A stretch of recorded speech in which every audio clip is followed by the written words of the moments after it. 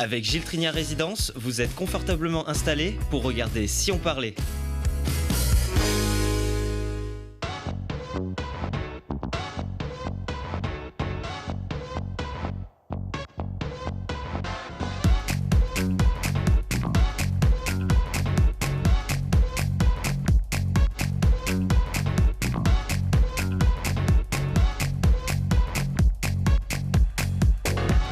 Bienvenue à tous, ravis de porter la voix de ceux qui font du bien au territoire, qui le font grandir, qui gardent notre esprit éveillé et qui sont là pour transmettre. Transmettre à la mémoire de ceux qui se sont battus pour la patrie, qui ont donné ou risqué leur vie pour notre liberté. C'est l'œuvre de ce musée qui met la résistance en relief.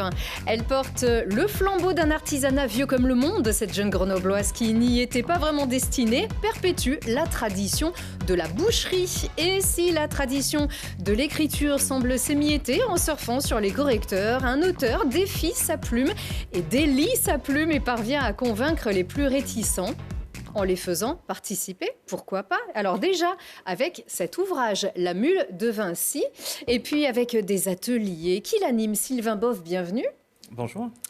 Vous êtes auteur, et oui, il va falloir vous y habituer, on va raconter votre histoire dans un petit instant. Animateur d'écriture participative. Si on parlait de si on écrivait ensemble, ce sera dans un instant. Merci d'être là. Une tranche de gourmandise, un paquet d'énergie et surtout la crème du savoir-faire façon bouchère, s'il vous plaît. Laurie, bienvenue. Merci. Laurie Fauvernier, vous êtes lauréate du prix interrégional de boucherie du Salon de l'Agriculture, le dernier. Et un personnage aussi très haut en couleur, qui justement, cette personnalité qui vous a dédié et destinée à ce beau métier. On en parle dans un petit instant. Merci. Et à l'heure où résonne le lancement des commémorations pour les 80 ans du débarquement allié, de la Libération, vous pouvez sentir et ressentir cette frange d'histoire, ce socle de nos libertés, chaque jour à 1 rue des studios de Télé Grenoble, au musée de la Résistance et de la Déportation, rue Hébert. Vous en êtes la directrice, Alice Buffet. Merci d'être là. Merci. Et c'est un des 11 musées du département de l'Isère. On rappelle qu'ils sont tous gratuits, ces musées départementaux. Et c'est à tous que vous vous adressez depuis longtemps, déjà un demi-siècle, un peu plus ? Un peu plus maintenant, en effet, puisque le musée a été créé dans les années 60 par d'anciens résistants déportés qui l'ont fait vivre, qui l'ont animé aussi pendant longtemps. Et puis ensuite, une nécessité de pérennisation de cette histoire et un département qui choisit effectivement de prendre en charge ce musée et de pouvoir le professionnaliser. Donc inauguré en 1994, rue Hébert, dans le cadre du 50e anniversaire de la Libération. Donc ça fait 30 ans. Ça fait 30 ans, les 30 ans du musée, les 80 ans de la Libération. On va entrer justement dans le sujet par la grande porte, celle de la Libération dont on célèbre ses 80 ans avec des festivités prévues partout en France, notamment en Normandie bien sûr et à Paris et en Isère. Qu'est-ce qu'il s'est passé ? En Isère, l'Isère est libérée entre le 21 août et le 1er septembre 1944 grâce au débarquement allié qui a eu lieu en Provence 6 jours avant, le 15 août. Et en effet, le département va être libéré à la fois grâce aux troupes alliées, mais également aux résistants qui vont participer à la libération des différentes communes du département. Parce qu'on connaît à Grenoble l'histoire de la résistance, les maquis du Vercors, les maquis de Loisan, on connaît l'histoire. Il faut la connaître, cette histoire-là. Ce moment de la libération, on connaît davantage souvent la libération de Paris à travers des fictions, à travers des documentaires. Ce qui s'est passé en Isère, il faut encore faire ce travail de mémoire ? Mais oui, c'est très important parce qu'en effet, ça permet aussi de revenir finalement sur un événement, j'ose le mot, qui est joyeux, c'est-à-dire celle du départ de l'occupant, celle du triomphe des héros aussi, et puis évidemment de penser à ceux qui ne sont pas là pour vivre ces journées-là parce qu'ils sont soit prisonniers de guerre en Allemagne, soit aussi déportés dans les camps nazis, et de la découverte aussi de ce qu'a été l'horreur, tout en acclamant aussi les chars américains qui vont défiler notamment dans les rues de Grenoble, et en même temps poursuivre les combats à Bourgoin-Jallieu, par exemple, où les résistants ne vont pas attendre l'arrivée des Alliés pour décider de libérer la ville du joug allemand. Oui, et on vient de voir des photos de cette libération, de ces différents lieux. En Isère, on pourra découvrir des vidéos inédites au musée de la Résistance et de la Déportation pour des festivités prévues surtout à partir de la rentrée prochaine. quelques jours, 2 jours avant la rentrée, en effet, dans le cadre de ces 14 journées qui ont permis de libérer le département de l'Isère, le musée de la résistance et de la déportation va organiser le 31 août une très grande journée festive, à la fois dans le musée, mais aussi dans les rues adjacentes, notamment la rue des Dauphins, et de pouvoir proposer à la fois l'après-midi un village d'animation avec beaucoup d'ateliers pour tous, et puis le soir, une grande soirée dansante avec 3 artistes qui vont nous faire danser jusqu'à la nuit. Il faudra s'habiller comme on essaye de faire un petit effort. Il y a un dress code. Il y a un dress code puisque cette année nous avons fait le choix de mettre en avant les couleurs bleu, blanc, rouge qui sont évidemment celles du retour de la République il y a 80 ans et celles de notre République aujourd'hui évidemment. Bon, moi j'ai déjà le blanc, peut-être renforcer un petit peu le dessus des cheveux. Je crois qu'il faut faire une coque un peu plus prononcée, c'est ça, pour être un petit peu plus raccord avec le dress code de cette grande époque. Parlez-moi de ce musée. Nous sommes voisins, donc nous sommes ici rue Genefort, vous êtes rue Hébert. Parlez-moi de ce musée de la résistance et de la déportation. Ça a toujours été son nom ? Ça a toujours été son nom, en effet, et ça le restera, parce que ça dit bien aussi ce qu'est ce musée, c'est-à-dire un musée aussi de territoire qui parle de la résistance et de la déportation en Isère. C'est là aussi sa spécificité, et c'est un musée d'histoire et de société qui a vocation aussi de remettre l'humain au centre de cette histoire, et notamment de l'incarner assez largement avec des figures de la résistance, mais aussi de la déportation, pour rappeler aussi ces parcours de vie qui ont, à un moment donné, été en contact avec l'histoire. C'est à travers cette approche humaine qu'on permet de ressentir, d'incarner véritablement ce combat de la résistance. Oui, le travail qu'on fait depuis plusieurs années maintenant, c'est aussi celui-ci, c'est-à-dire de changer un peu l'approche qu'on peut avoir de la transmission de cette histoire et de cette mémoire, en essayant de s'adresser notamment aux plus jeunes générations. Ça a toujours été le cas. C'est un musée qui est issu de la création de pédagogues. Je parlais du musée associatif. Voilà. Ils sont à l'origine de ça, notamment un directeur d'école et un inspecteur d'académie. Donc ça, le public scolaire est un public vraiment prioritaire. Et puis avec l'exposition à hauteur d'enfants Histoire de guerre, que nous présentons jusqu'au 6 juillet prochain, 8 juillet prochain, nous avons fait le choix de baisser un peu le curseur en faisant le pari qu'on pouvait aussi s'adresser à des enfants plus jeunes et aussi de pouvoir avoir une expérience en famille au sein du musée. On a fait donc appel à 4 auteurs-illustrateurs jeunesse avec des styles artistiques très différents les uns des autres, mais parce que c'était une volonté. Et on leur a demandé de travailler à l'écriture et au dessin de récits écrits et illustrés originaux, à mettre en dialogue avec les collections du musée, puisqu'un musée, c'est avant tout une collection, et c'était l'objectif de pouvoir la mettre en avant, et de pouvoir créer ces différents univers dans lesquels on invite les enfants et les parents à rentrer dans des ambiances très différentes et très immersives. Oui, il y a presque cette allégorie de la fenêtre dans cette exposition, une petite fenêtre. C'est ainsi qu'on peut s'adresser à des enfants pour leur faire prendre conscience, avec des mots d'enfants, des images d'enfants, de cette tranche d'histoire d'une violence absolue. L'idée, c'est pas qu'ils comprennent tout, évidemment, aujourd'hui, puisqu'on choisit de s'adresser aux plus jeunes. Donc, il y a effectivement des sujets qu'on n'abordera pas. Mais on va semer une graine. En tout cas, on va leur permettre une première approche, notamment parce qu'aussi, les illustrateurs ont choisi d'avoir des dessins très colorés. Et donc, on rentre assez facilement, en fait, dans cette exposition. Et on se dit que, voilà, ce qu'ils ont vu à un moment donné, quand ils étaient plus jeunes, ils le raccrocheront à un autre moment, quand ils aborderont cette période-là, sans doute à l'école, notamment. Et on fait ce travail de transmission aussi comme ça, en passant par les émotions. Et ça commence à tout âge, puisque ce musée prête évidemment à réfléchir. Il propose aussi de transposer ces événements. Oui, l'idée, c'est évidemment de pouvoir avoir différentes formes de médiation et d'en parler de façon très différente.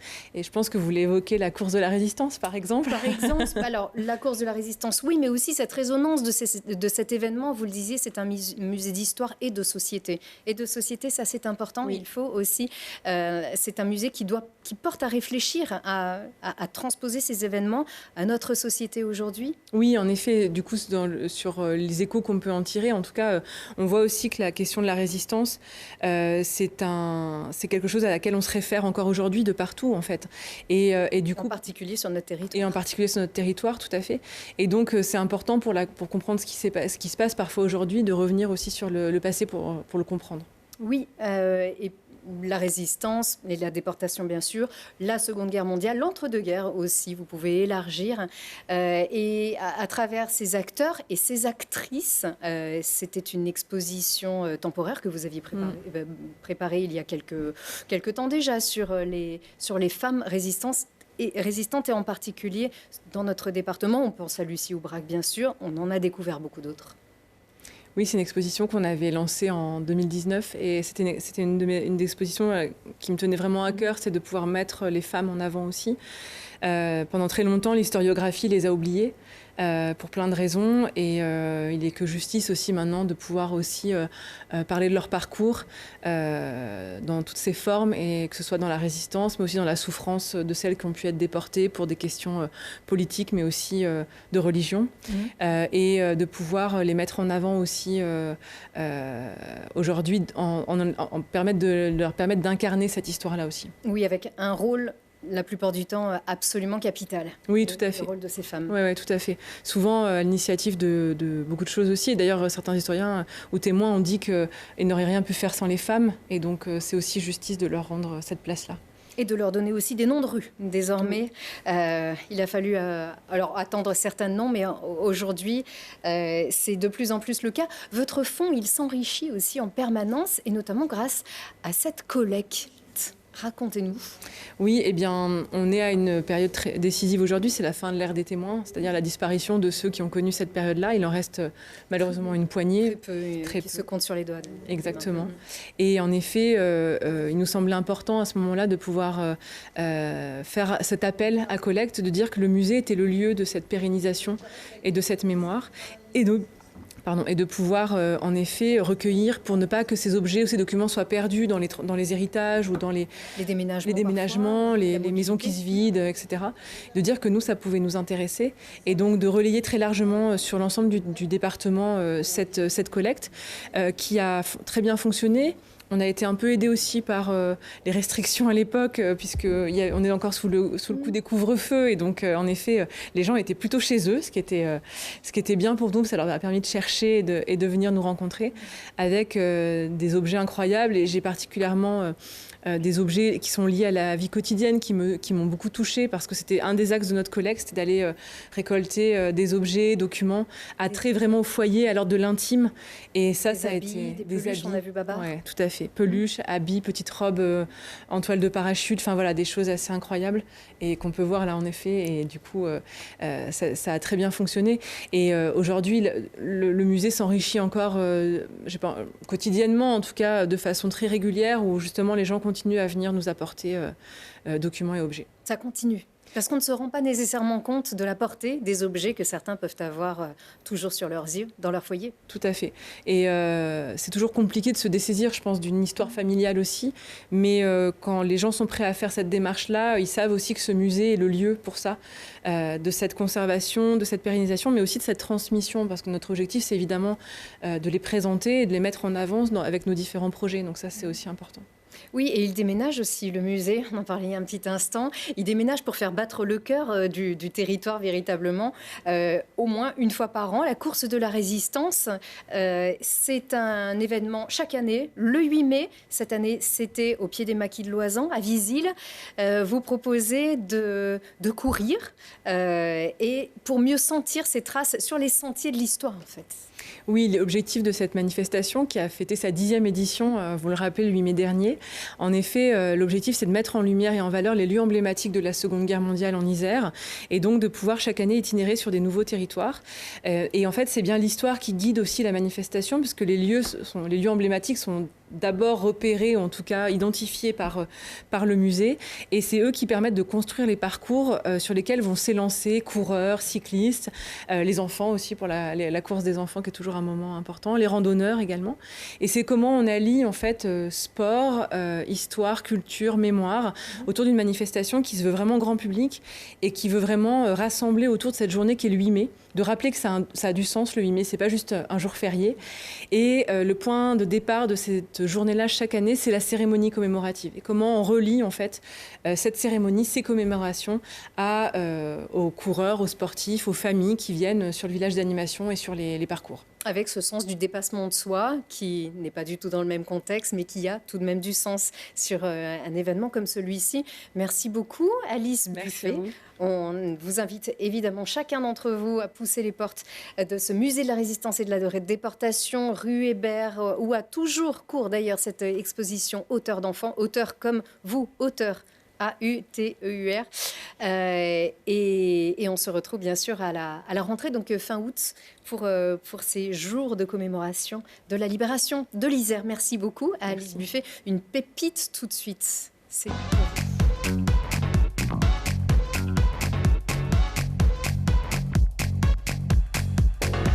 C'est même plus qu'une pépite, c'est un lingot. cette jeunesse qui perpétue les traditions du bien manger, de la santé dans l'assiette. C'est un savoir-faire jusqu'au boutiste. C'est de l'or, Laurie. Hein ? C'est de l'or que vous avez dans les mains aussi et que vous véhiculez ici. Re-bienvenue, Laurie Fauvernier. Vous êtes lauréate, on en est très fiers, du prix interrégional de la boucherie au Salon de l'Agriculture. Regardez, on l'a, l'image, cette fameuse image. Vous n'étiez pas toute seule, hein, c'est un prix d'équipe ? Non. Oui, c'est un prix d'équipe. Le mérite ne me revient pas uniquement. J'étais avec 2 partenaires justement de l'Auvergne-Rhône-Alpes où on a représenté notre belle région tous ensemble pour la 2e année pour ma part. Pour mettre en image Paris. En image, ouais. Ça, c'était avant, ça. Ça, c'était la première édition, c'est ça. Berlioz, on est un peu musique.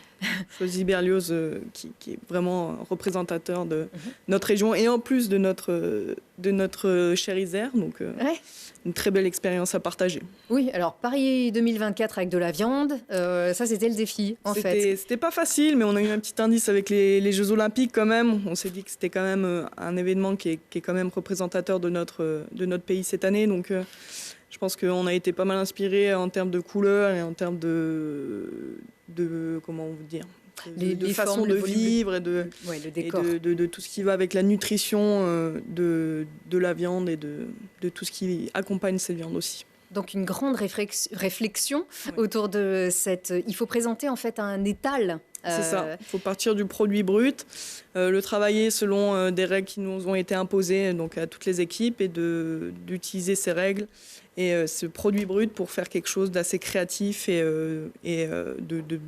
qui donne goût à la viande et qui est assez alléchant pour le public. Donc, il y en a beaucoup, il y a beaucoup de viande, hein. Ça doit être massif. Oui, on a représenté toutes les espèces, donc le bœuf, le veau, l'agneau et le porc, donc pas mal de viande et puis pas mal d'inspiration à utiliser. Donc c'est vrai que faire le choix de quelles pièces vont sur le support était assez compliqué parce qu'on a forcément envie de toutes les mettre.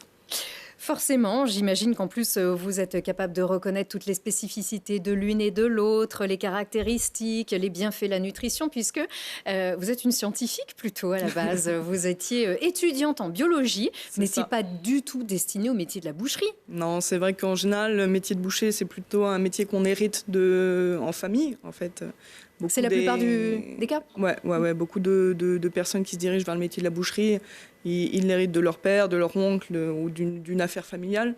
Mais moi, c'est pas du tout de cette manière. Personne dans ma famille est dans le commerce ou même dans la boucherie. Donc, c'est plus par hasard, un heureux hasard d'ailleurs. Qu'est-ce qui s'est passé ? Ça. Donc, j'étais en études de biologie. Donc, durant ma licence, j'ai travaillé durant ces années pour payer mes études. Et donc, je travaillais dans un supermarché qui faisait justement de la boucherie. Donc, à la fin de ma licence, lorsque je l'ai obtenue, mes collègues bouchers m'ont demandé pourquoi je ne continuerais pas dans le commerce parce que j'avais un bon contact client. Donc, je me suis posé la question, en effet.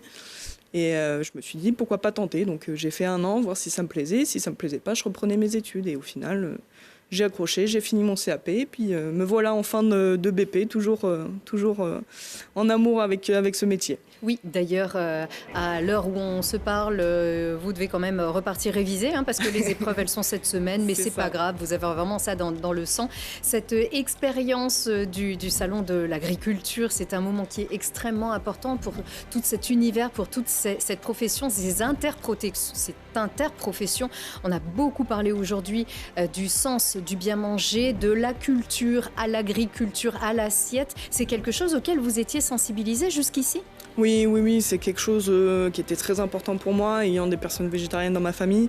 C'est une discussion qu'on a eue souvent et à laquelle je suis très sensible parce que en étant un peu familiarisée avec le milieu de la médecine, je sais l'excès de viande, ce que ça peut causer sur le corps, les débats qu'il y a eu beaucoup là-dessus, sur les OGM, sur les conditions d'élevage des animaux, tout ça. Donc c'est vrai que c'est quelque chose à prendre en compte quand on fait ce métier. Il n'y a pas que le côté brut de la viande, il y a tout ce qui va derrière, les conditions d'élevage, les conditions de rémunération des éleveurs et même les conditions d'abattage et la façon de consommer aussi qui est en train de changer et peut-être pour le mieux je pense parce que il y a eu beaucoup d'excès je pense dans le passé donc c'est plutôt pas mal de se remettre en question sur cette consommation et d'essayer de favoriser une consommation qui est plus saine on va dire. Oui, c'est ce que le combat des agriculteurs avait permis de mettre en lumière également. J'imagine que Bien sûr. vous y avez été très sensible. Oui, c'est toujours important pour nous de soutenir les personnes qui font vivre notre métier, parce que sans agriculteurs, nous, on n'a pas notre place dans cette chaîne de la nourriture. Donc c'est vrai que nous, on a été très sensibles et on les a soutenus. Pour la plupart de mes collègues bouchers, ça a été le cas aussi. Donc c'est vrai que c'est plutôt pas mal qu'ils aient pu avoir cette parole enfin pour pouvoir s'exprimer sur les sujets qui, eux, les concernent directement. Et ils peuvent compter sur vous, et notamment sur Rémi, celui par qui tout a commencé presque. Pas loin. Voilà, en termes d'artisanat et non pas de grande surface, en tout cas. Non, Comment ça s'est passé? Ça fait un moment qu'il est là, Rémi, boulevard Joseph Vallier. Ouais. Oui, il est là depuis les années 2000. Donc lui a repris la boucherie Rémi, donc sur ce boulevard Catane. Donc moi, ça fait bientôt 2 ans que j'y suis. Donc j'y suis allée pour effectuer mon brevet professionnel. Moi, je le connais d'une amie. Donc je le connais d'abord personnellement, c'est une personne très généreuse qui met toujours en avant ses employés et son amour pour le métier. Il est vraiment dans le partage et c'est vraiment une personne qui m'a porté beaucoup dans mon parcours et qui restera ancrée dans toutes mes techniques, que ce soit dans la vente, dans le commerce ou même dans la technique pure et dure. Car il est excellent partout. Oui, il est très réputé, il faut le dire aussi. Tolérant, il vous laisse réaliser vos rêves aussi. Bien sûr, il est très tolérant, il nous encourage beaucoup, il est beaucoup dans le futur, on va dire. Il sait que le futur, c'est les jeunes, c'est la formation. Donc la plupart des personnes qui travaillent là-bas sont très jeunes. Moi, des ouvriers, je suis la plus âgée, ayant que 25 ans, donc ça prouve déjà que ça veut dire quelque chose pour lui. Il a toujours chaque année des apprentis, que ce soit en traiteur, en charcuterie ou en boucherie. Donc il est vraiment dans le partage. C'est pas quelqu'un d'égoïste. Il est vraiment très, très axé sur la jeunesse. Oui, et vous? Alors, on a vu Rémi manier la feuille du boucher, ce qui nous fait penser qu'il vaut mieux être son ami quand on voit son adresse aussi. Vous aussi, ça ne s'improvise pas, ça. Laurie, vous qui étiez étudiante en biologie, travailler la viande, il faut apprendre à connaître les pièces, à connaître les parties, à savoir quelle est la destination. Est-ce que ça doit être un mijoté, grillé, un barbecue cette saison, un geste particulier? C'est un métier à part entière qui ne s'improvise pas, en tout cas pas en aussi peu de temps. Non, c'est vrai que c'est un métier qui est très technique, on va dire, parce que déjà on travaille avec nos mains et des objets qui coupent énormément, donc c'est vrai qu'il y a toute cette attention aux détails qui est très importante.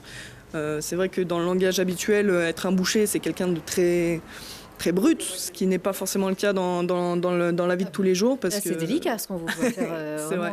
C'est l'utilisation de différents couteaux pour différents morceaux. Et c'est vrai que moi, c'est ce qui m'a beaucoup plu aussi dans ce métier. C'est qu'il y a aussi une attention particulière à la viande. On essaie de la respecter au maximum et d'utiliser toutes nos qualités à nous pour faire sortir les qualités de la viande. Donc je pense que c'est très inspirant de pouvoir travailler avec quelque chose d'aussi précieux, on va dire. Oui, ça évolue aussi beaucoup. On évolue souvent vers les viandes maturées. Parfois, on est moins.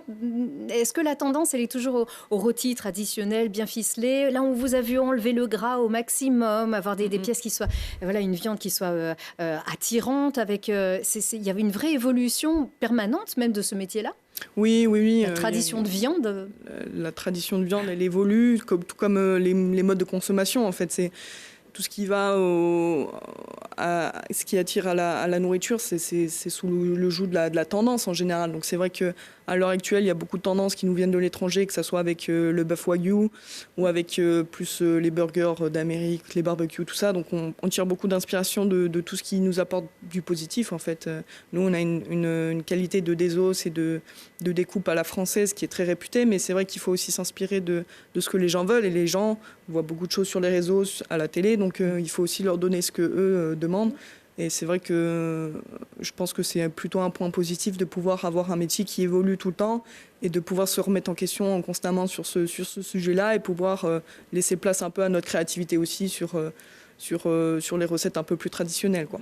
On parlait du wagyu qui vient d'Australie ou parfois le bœuf de Kobe, qui n'est pas donné mais qui est absolument savoureux, pourvu qu'on n'ait pas peur de la persillade de la viande. Il faut que ce soit, il y a du gras, mais après tout, le gras, avec modération, c'est très bon. Mais de plus en plus, la viande locale aussi. Et c'est ça l'évolution de votre métier.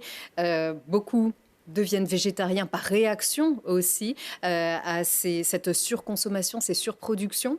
Vous, ce que vous défendez aussi, ce sont les circuits courts, c'est la viande la plus locale possible. Donc moins, mais mieux. Bien sûr, évidemment. Sur Rémy, il essaye toujours d'avoir une improvisation la plus locale possible. Par exemple, tous nos agneaux viennent de Sisteron. Donc en plus d'avoir un gage de qualité exceptionnel, c'est aussi très proche d'ici. Et on essaye aussi d'avoir la chaîne la plus courte et de faire très attention à, par exemple, le nombre de commandes qu'on fait par semaine ou la manière dont on les travaille pour éviter un maximum le gâchis. Et c'est vrai que c'est plutôt une bonne chose qu'on revienne à des choses plus locales, car déjà nos éleveurs et nos agriculteurs ont besoin de ça aussi. Et ça permet aussi d'avoir la confiance de nos clients, parce que le plus important, c'est d'avoir une relation où on est très transparent avec eux. Et eux cherchent à aussi, comme nous, donc avoir un objectif commun et un point de vue commun à nos clients. Je pense que c'est très important. Oui, et vous le revendiquez d'ailleurs, cette excellence, en affichant fièrement votre prix. Heureusement, c'est très bien. Et avec un sens de... vous avez du bagou, on vous voit sur ces images particulièrement à l'aise. Un boucher, il est aussi commerçant. Il faut un vrai lien avec le public. C'est une personne importante pour le client. C'est vrai que nous, on a un lien très, très fort avec nos clients. On est un peu une entité sociale dans le quartier. Beaucoup de nos clients sont soit loin de leur famille, soit l'ont perdu. Donc c'est vrai qu'on est un peu leur point d'ancrage. Tous les jours, ils viennent nous voir. Tous les jours, on a une petite discussion. Et on connaît leurs habitudes, leur manière de consommer. Ils sont habitués à ce qu'on les serve de la même manière. C'est ça qui vous a plu aussi dans ce métier ? Oui, le côté social est très important pour moi. C'est vrai que je pourrais pas faire ce métier s'il n'y avait pas aussi ce côté-là. Parce que je pense que de bien travailler la viande, c'est aussi de la mettre en avant et d'être fier de son travail et de pouvoir rendre fier le client aussi. C'est vrai que beaucoup nous viennent nous voir, nous disent « Oh, on était contents, ce week-end, la famille est venue, ils ont trouvé le rôti très beau, ou vous m'avez bien conseillé ». C'est vrai que c'est un métier très, très gratifiant dans ce sens-là, où les gens nous font confiance en fait. Je vais chez mon boucher et ils me conseillent, ils ont vraiment... On a la main mise sur la transaction et ils nous font confiance totalement. Et je pense que c'est très, très gratifiant de voir notre travail vraiment récompensé de cette manière. Oui, et ben nous, on est très fiers de vous. On voit que la profession a beaucoup d'avenir. Donc certains, ce qui compte, c'est l'équilibre, toujours, bien sûr. Vous êtes des viandards, vous, comme on dit ? Oh oui, c'est souvent. Certains on dit souvent que la tradition, que la viande se perd, comme on le dit, moins mais mieux. Et à bien choisir son artisan boucher, c'est important. Vous restez à Grenoble quand même ? Oui. Pour l'instant, je vais rester à Grenoble. Pour l'instant. Pour l'instant. Pour l'instant, on ne vous perd pas. Et on vous retrouve boulevard Joseph Vallier avec Rémy, qu'on remercie tellement aussi de vous avoir libéré pour pouvoir venir assister à cette émission. Et bons examens, hein. Oui. De toute façon, on n'a pas trop de doutes. Ça devrait le faire. Ça devrait le faire, nous aussi. Merci beaucoup, merci, Laurie. Allez, on va lire un peu.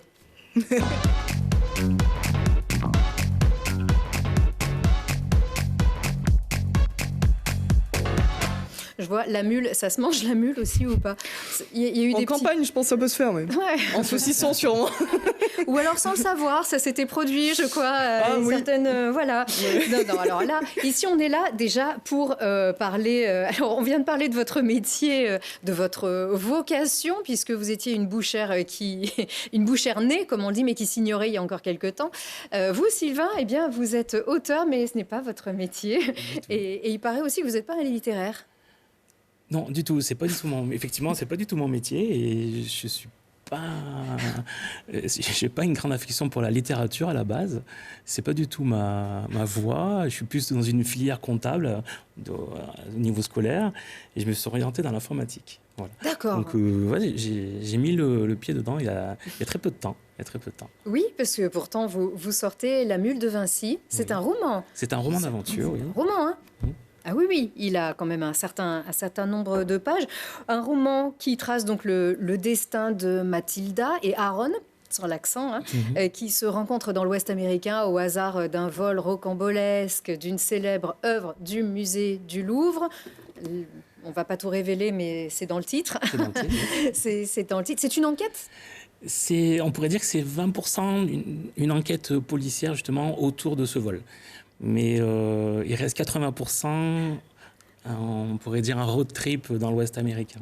Ah. Voilà, ça serait 80% road trip, roman d'aventure, et 20% enquête policière, justement pour découvrir qui a volé et où cette fameuse œuvre de Léonard de Vinci. Et oui, avec ce côté, c'est romanesque aussi. Oui. C'est imaginé. Vous parlez d'un road trip, c'était le vôtre. C'était le mien. L'Ouest américain, oui. C'est là-bas. Je me suis inspiré. Et oui, voilà, vous vous en êtes inspiré. Ce n'était pas nécessairement ce que vous pensiez lorsque vous voyagez. Vous vous êtes pas dit, je vais faire un roman à partir de ça. Non, du tout. Pas pour cette fois. Pas pour cette fois. Je suis vraiment revenu de ce voyage. Et à mon retour, j'ai eu l'idée, j'ai eu envie de décrire mon voyage, mais au lieu de faire un roman photo sur mes vacances, qui intéressait peut-être pas grand monde, je me suis inventé un roman dans ma tête et je suis parti à écrire comme ça. Comme ça. Voilà, et sur un coup de tête. Voilà, donc c'était votre première expérience d'écriture. Première expérience, tout à fait. Vous étiez comment à l'école? Ça va? C'était pas... Non, c'est vrai? On peut pas dire ça. Pourtant, c'est vraiment somptueusement écrit. Je peux me permettre? Allez-y. Quand même, regardez, parce que vraiment, c'est une rédaction délicieuse. On peut... Je lis pas mes lunettes, j'ai oublié. Attendez. Voilà. Une nappe de soleil s'est tirée sur les toits de la capitale, révélant de sa douce lumière les couleurs confisquées par la nuit. À son tour, dépouillée. On en garde un petit peu pour la suite. Voilà, ça se lit bien, c'est délicat, c'est votre plume, et pas seulement. Alors, moi, je vous le dis, si vous reprenez mon texte, je vais mal le prendre. Nous, à un moment donné, on est un peu orgueilleux. Laurie, si on vous dit, vous ne voyez pas plutôt découper la viande, pourquoi vous le faites comme ça? Sylvain Vaux, il n'y a pas de problème. Non, ça va. Et c'est là toute l'originalité de votre démarche. Vous avez fait appel au public à travers les réseaux sociaux. Parce qu'on dit souvent que les réseaux sociaux font du mal à l'écriture. Parfois, ils font du bien. Oui. En termes de participation, vous avez proposé à chacun de faire des rectifications, des suggestions, des retapes. Et surtout, au moment où je me suis lancé dans l'écriture, j'avais des points de blocage sur certaines scènes. Donc, sur les réseaux sociaux, je demandais aux gens, à mes lecteurs, j'en ai quelques-uns, voilà, que vous en pensez quoi? On part à droite ou à gauche? Ils orientaient carrément plutôt. Et je faisais voter mes lecteurs en disant... à droite ou à gauche, le choix des prénoms, vous en pensez quoi, à votre avis? Et du coup, ça a bien pris. Et les gens, j'ai eu de bons retours, donc ça m'a permis de continuer mon écriture. À chaque point de blocage, je fais voter à mes abonnés. Voilà, là je bloque, vous en pensez quoi? Et hop, ça débloque avec un vote. Certains de mes lecteurs, eux, ont proposé des passages. Après, je les ai rectifiés, bien sûr, pour que ça colle dans mon esprit, dans mon livre. Mais voilà, donc j'ai fait beaucoup appel à mes lecteurs. Oui, on ne peut pas écrire leur nom à chaque fois avec des petits astérisques. Non. C'est un tel qui a proposé, parce que c'est un peu lourd. Alors, quelques-uns, je l'aurais quand même envoyé. Mais par contre, ce qu'il faut quand même dire, c'est que, comme j'étais un peu novice dans l'écriture, dans mes connaissances, j'avais un passionné de théâtre. Donc, je lui ai demandé carrément, voilà, mon projet, c'est d'écrire un livre. Je ne sais pas comment trop démarrer, comment m'y prendre. Et je lui ai demandé de m'accompagner et de revoir avec moi chaque passage pour rectifier surtout les nombreuses fautes que je faisais au début.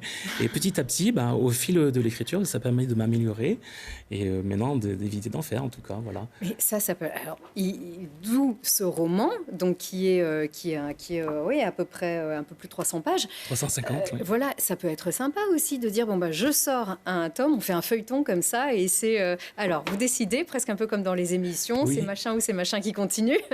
Vous, pourquoi pas? En fait, on peut aussi en faire plusieurs petites choses, des petites nouvelles qui se lisent. Là, ça serait plutôt sympa.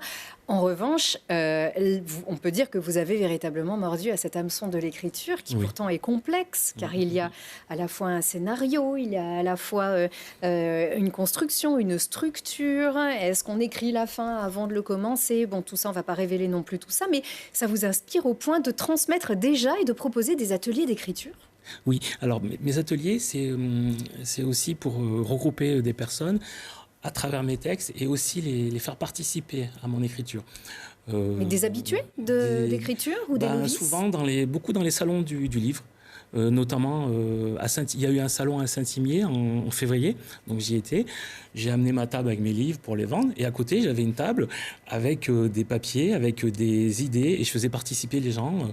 Je lançais une idée, puis ils écrivaient quelques lignes, quelques phrases. Et après, moi, derrière, je m'en sers pour m'inspirer et après continuer mon écriture. D'ailleurs, j'ai attaqué le 2e. Il est en cours, là. Ça y est, c'est parti. Ah oui, puisque vraiment, vous avez incarné, endossé ce statut d'auteur. Vous réalisez... En fait, finalement, la vente des livres et la dédicace, c'est une occasion de se tourner vers les autres, à la fois de les sensibiliser, puis vous aussi, en fait, de les associer à votre aventure. Tout à fait, d'avoir des retours, oui. Et c'est hyper original, je ne sais pas si ça existait déjà, ça. Je ne sais pas, moi, je me suis lancé comme ça. Et surtout, c'est que ce qui fait plaisir, c'est qu'on parle beaucoup de l'Ouest américain. Les gens me le prennent, me l'achètent, font le parcours de l'Ouest américain et m'envoient les photos et mon livre sur le pont de San Francisco, au Grand Canyon. Donc tout le monde joue le jeu. Donc j'ai la chance d'avoir à peu près 3000 abonnés. Pas les 3000 sont partis en vacances avec mon bouquin. Mais disons qu'ils me suivent, puis chacun m'envoie une petite photo, un petit geste. Et ils continuent dans le 2e roman, dans l'écriture, à participer avec moi aussi dans l'écriture. C'est le non-sens même de l'orgueil, finalement. Oui, en fait. oui, non. C'est ça, il faut, en fait, vous, tout ce que vous voulez, c'est... Voilà, c'est ça, c'est partager et vous faire plaisir. Et progresser dans l'écriture, vous redécouvrez avec cette démarche-là? Ah, totalement. Ça fait 2 ans que je ne comprends pas trop ce qui m'arrive. Moi qui n'étais pas du tout dans la littérature. J'ai même rencontré des auteurs et on a même fait un collectif d'auteurs. On l'a appelé la Dream Team. Et on est 4 auteurs et on navigue de salon en salon, de magasin en magasin pour parler avec nos lecteurs, pour aussi en faire la promotion. Mais il y a un élan qui s'est lancé là. On est bien. Ah, ben ça j'imagine bien. Et alors, vous exercez encore votre métier. Tout à fait. On peut devenir romancier aussi à tout moment, à tout âge. Donc c'est la suite en fait Non, j'ai voulu... du coup, j'adore voyager. Et maintenant, le problème que j'ai, c'est que dès que je fais un voyage, de partout où je vais, ça me donne des tas d'idées de romans, d'histoires. Dernièrement, je suis allé à Rome et à Milan. Ça y est, mon 2e roman, je vais axer toute l'histoire dessus, quoi. C'est un concept book, en fait, finalement, là, que vous avez créé. Et tout le monde se moque de moi, parce que dès qu'ils savent que je vais en vacances, ça y est, il est parti en repérage, il va encore nous inventer une histoire. Oui, alors c'est la première fois que vous voyagez sur le plateau de Télé Grenoble, puisque vous ne travaillez pas très loin d'ici. Ça serait bien qu'on soit dedans, non? Parce qu'en fait, votre atelier, si on écrivait ensemble, ça vient de nous, en fait. Je vous avoue que ça vient de vous, le nom de mon aventure, si on écrivait ensemble. Et si on parlait. Si on parlait, et c'est ce qui m'a inspiré à trouver le nom de mon aventure. Tout à fait. Alors, très fier, ce que personne ne sait, c'est que j'ai une idée de roman, ça va être le 3e, et mon principal personnage, excusez-moi, va démarrer du cinéma en montagne, qui est animé par Télé Grenoble. Je participe au cinéma en montagne, en coulisses, au niveau informatique. Et je vois réinventer la vie de Thibault Leduc. Alors on a vraiment envie de voir ça. Et je sais que mon personnage va être interviewé par Thibault, et je vais faire un petit chapitre là-dessus. Mais ça, j'en ai parlé à personne encore. Non, mais là, tout le monde est au courant. Ça, c'est le 3e qui est en projet aussi. Ah ben ça, c'est magnifique. Merci beaucoup. Comme quoi, ça, c'est une super perspective, très belle ouverture et bravo à tout ce que vous avez réalisé, toujours aller au bout de cette passion avec une démarche complètement originale. Merci beaucoup. On a le temps d'un petit bon plan. Allez.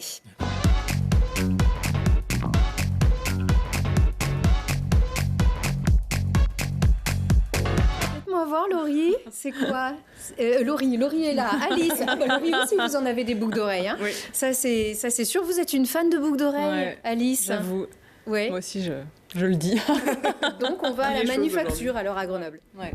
C'est un super magasin avec une une propriétaire qui est super et qui a toujours des créations très très originales, qui travaille avec des créateurs voilà, très inventifs, et voilà, à chaque fois il faut pas y aller en fait, parce que sinon on est obligé de craquer, donc voilà. C'est ça.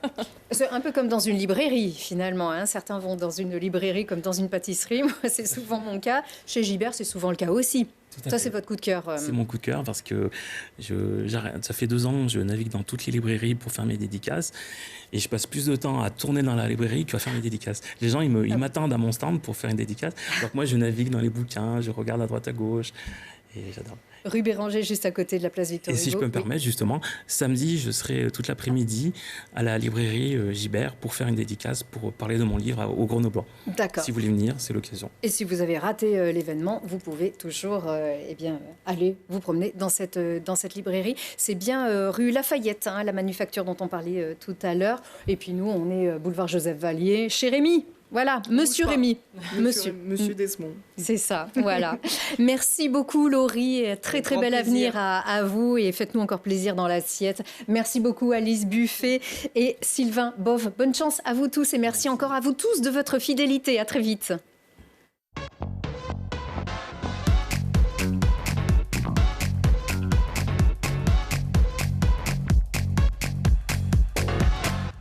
Vous avez profité de Si on parlait avec Gilles Trigna Résidence.